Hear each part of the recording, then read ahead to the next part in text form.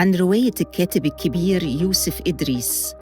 اتعرض سنة 1965 واحد من أكتر أفلام السينما المصرية قسوة وصدق، فيلم الحرام للمخرج الكبير هنري بركات. بس يا عزيزي عزيزي، قدر البطاطا كان السبب يا ضناي، قدر البطاطا كان السبب. فيلم بيحكي عن الألم المسكوت عنه وعن الإنسان البسيط لما يتحاصر بالفقر والخوف والعار ويبقى مفيش قدامه غير الصمت.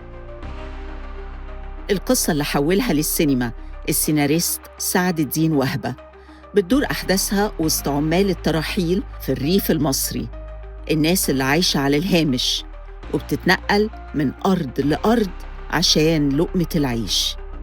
في العالم القاسي ده بنقابل عزيزة، فلاحة بسيطة متجوزة من عبد الله، راجل طيب لكنه مريض وضعيف.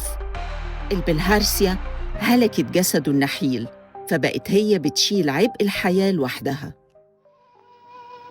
لا يا رب، قدامي في الدار زي الولاية، وعزيزة تجري عليا لي والعيال.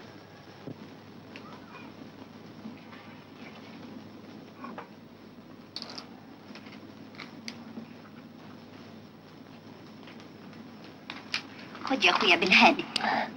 تعرفي يا عزيزة أني نفسي في إيه؟ نفسك فيه؟ نفسي في البطاطا قوي. بطاطي والنبي لا اجيب لك. وفي لحظة ضعف عزيزة بتتعرض للاعتداء وهي بتحاول تجيب لعبد الله كوز البطاطا اللي كان نفسه فيه من الغيط، وبتحمل غصب عنها وتحاول تخبي جريمتها خوفاً من الفضيحة ومن حكم المجتمع اللي دايماً قاسي على الضحية أكتر من الجاني، لدرجة إنها لما بتولد وسط ما هي بتشتغل في الغيط بتقتل والدها بدون وعي، خوف من الفضيحة. انت عالم بالحال،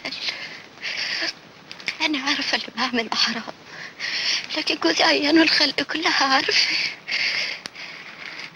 اموت نفسي واستريح، بس ده حرام. وهي يعني اللي بعمله ده مش حرام؟ وانا عملت ايه بس؟ الشيطان كتفني. الدور ده قدمته الفنانة فاتن حمامة في واحد من أعظم أدوارها على الإطلاق، بعيد تماماً عن صورة النجمة الجميلة.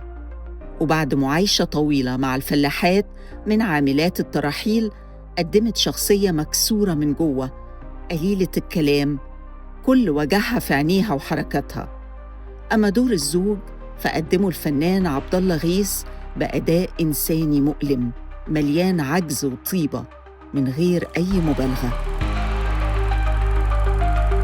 الفيلم أخرجه العظيم هنري بركات، اللي اعتمد أسلوب قريب من التسجيل، تم تصويره في أماكنه الحقيقية وعمل إيقاع هادي يخليك تحس بثقل الزمن على الشخصيات، واستخدم آلات موسيقية من البيئة الريفية المصرية لتعميق الإحساس بقسوة الأحداث على مشاعر أبطاله.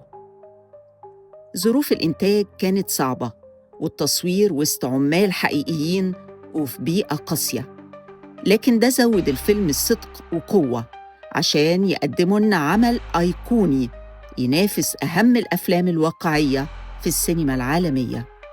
وده سبب اختيار الحرام للمركز الخامس في قائمة أهم 100 فيلم سينمائي مصري، لأنه فيلم واجه المجتمع بنفسه، فيلم دافع عن إنسان مسحوق وفتح ملف مسكوت عنه من غير شعارات ومن غير حلول سهلة. عزيزة مرات عبد الله هي اللي قتلت ابنها. الله يجازيك يا عزيزة، كسرت الأبد. اسمعوا يا رجالة، ايوه، اللي يستر عرض الولاية ربنا يستر عرضه، وعزيزة مش غريبة زي أختنا كلنا، ولا إيه؟ وشرفها شرفنا كلنا. كل واحد فيكم يبلغ زملاته، ومش عايز كلمة واحدة تطلع بره. وحصل فيلم بتقدير عالمي كبير وترشح لجائزة من مهرجان كان السينمائي بفرنسا كأحسن فيلم واقعي متكامل، لأنه مزج بين الصدق في الأداء والعمق في تصوير الأحداث. الحرام مش فيلم عن الخطيئة. الحرام هنا مش اللي حصل، الحرام الحقيقي هو الفقر والقهر والصمت اللي بيتفرض على الغلابة. ده فيلم عن الظلم وعن مجتمع بيعاقب الضعيف ويسيب الجاني الحقيقي من غير حساب. وعشان كده بعد كل السنين دي لسه الحرام مؤلم وصادق ومهم، وواحد من أنقى وأجرأ الأفلام السينمائية المصرية.